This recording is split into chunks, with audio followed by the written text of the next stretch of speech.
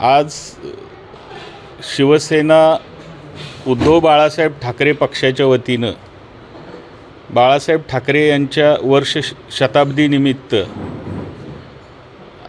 शिवसेनेचे ज्येष्ठ निष्ठावंत कार्यकर्ते त्याचबरोबर समाजामध्ये ज्या लोकांनी उल्लेखनीय काम केलेले आहे, मग ते विद्यार्थी असो किंवा निसर्गाबद्दल प्रेम असणारे, वृक्ष लावणारे काही लोक असो, सांस्कृतिक गोष्टीमध्ये असो, अशा सर्वांचा आज आम्ही इथं सन्मान करण्याचा कार्यक्रम आयोजित केला होता।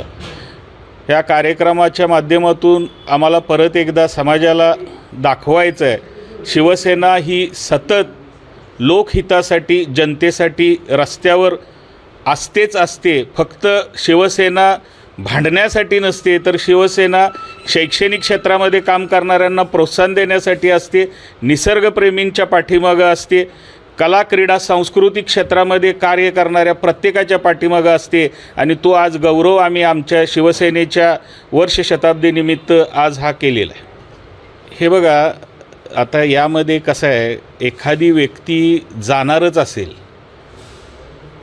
म्हणजे थोडक्यात डॉक्टर उपचार करत असतात, पण एखाद्याला मारायचंच असतं, ते मरतेच।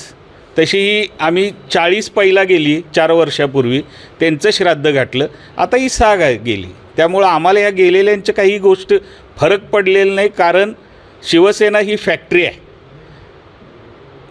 ठाकरे कुटुंबाचे इथं कार्यकर्ते सातत्यानं नवीन तयार होत असतात।